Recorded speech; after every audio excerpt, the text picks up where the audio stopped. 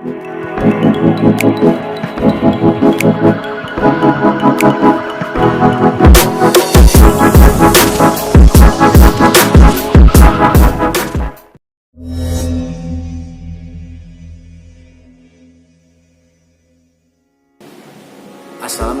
warahmatullahi wabarakatuh. Selamat pagi anak-anak. Bagaimana kabar kalian hari ini? Ya, semoga kita semua selalu dalam lindungan Allah dan diberikan kesehatan oleh Allah Subhanahu wa taala. Dan juga pandemi Covid-19 ini semoga segera berakhir dan kita bisa belajar melaksanakan pembelajaran secara langsung bertatap muka di sekolah. Setelah beberapa hari kemarin selama 1 minggu kita melaksanakan MPLS ya, atau masa pengenalan lingkungan sekolah, mulai dari pengenalan wali kelas, pengenalan nama-nama guru bidang yang akan mengajar di kelas kita ya, di kelas 4 Japar, sampai pemilihan beberapa ekstrakurikuler dan lainnya ya. Alhamdulillah pada hari Senin ini tanggal 20 merupakan hari pertama kita ya melaksanakan pembelajaran daring. Jadi langsung saja kita ke materi pada hari Senin ini yaitu mata pelajaran tema ya, tema 4A. Silahkan kalian langsung buka bukunya pada subtema 1 halaman 2 dan 3. Nah, pada subtema 1 ini yang akan kita pelajari yang pertama yaitu tentang keragaman budaya bangsaku. Kenapa Indonesia disebut negara yang beragam? Ya, karena Indonesia itu memiliki banyak sekali keragaman. Di antaranya ada ragam suku, ragam budaya, ragam bahasa, terus ragam agama, ya, adat istiadat dan lain sebagainya. Dan Indonesia itu disebut sebagai negara yang paling beragam di dunia.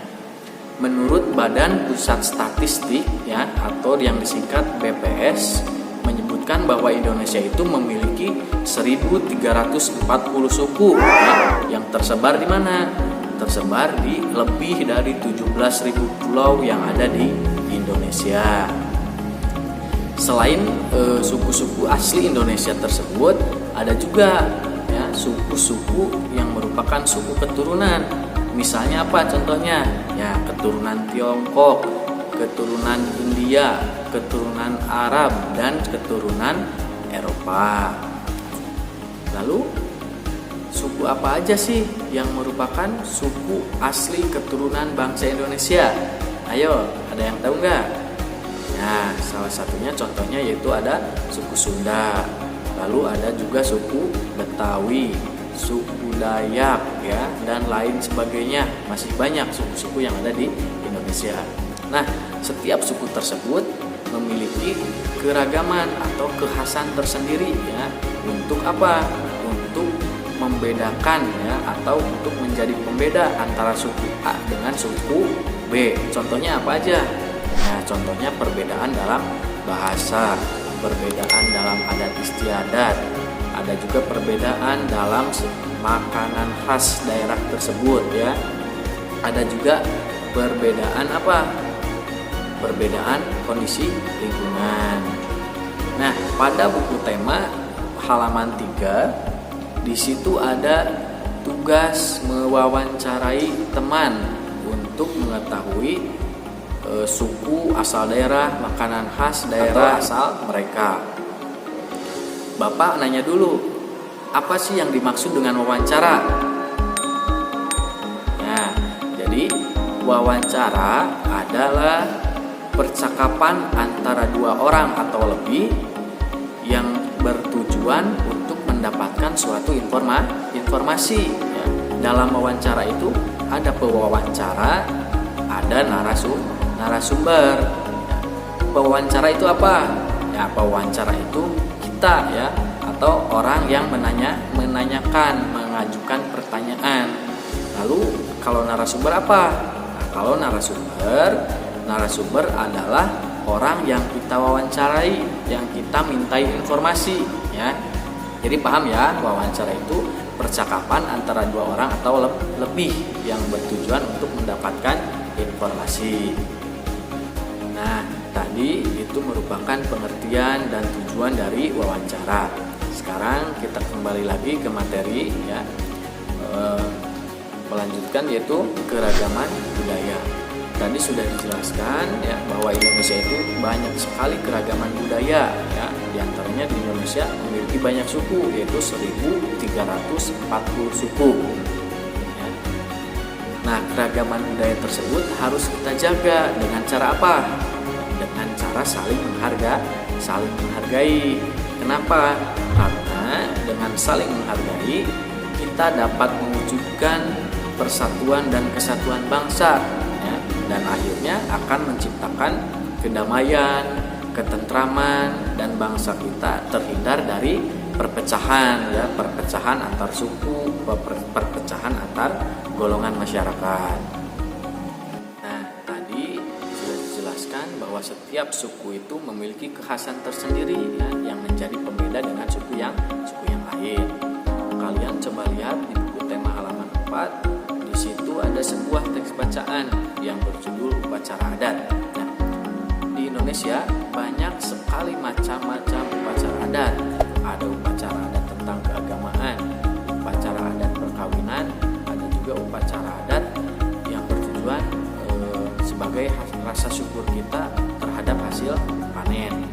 Nah, yang dibahas pada teks bacaan tersebut yaitu upacara adat dari Provinsi Aceh dan Kota Yogyakarta. Dari Provinsi Aceh ada upacara adat yang bernama Petron Ane Kutanoh atau yang berarti turun tanah. Upacara adat ini dilaksanakan ketika bayi berumur atau berusia 44 hari. Apa tujuannya dilaksanakan upacara adat ini?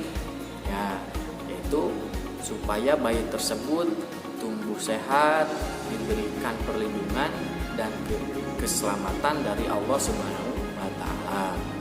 Lalu ada juga upacara adat dari Yogyakarta yaitu upacara adat sekaten. Ya, upacara adat ini dilakukan sebagai peringatan hari lahir Nabi Muhammad SAW.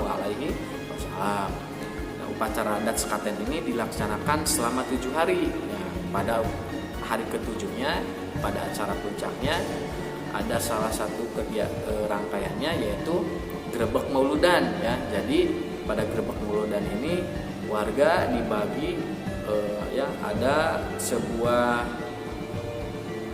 gunungan ya yang terbuat dari beras ketan, makanan, buah-buahan, sayur-sayuran yang bisa dikonsumsi masyarakat.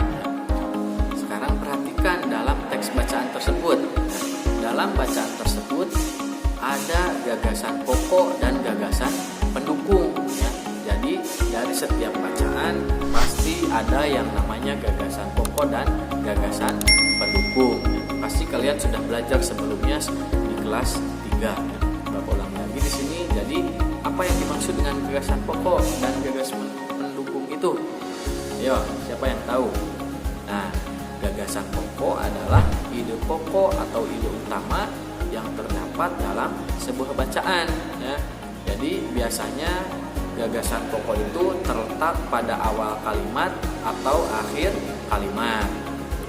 Sedangkan gagasan pendukung merupakan atau berisi penjelasan-penjelasan yang mendukung gagasan utama ya, pendukung atau penjelasan dari gagasan pokok tadi ya.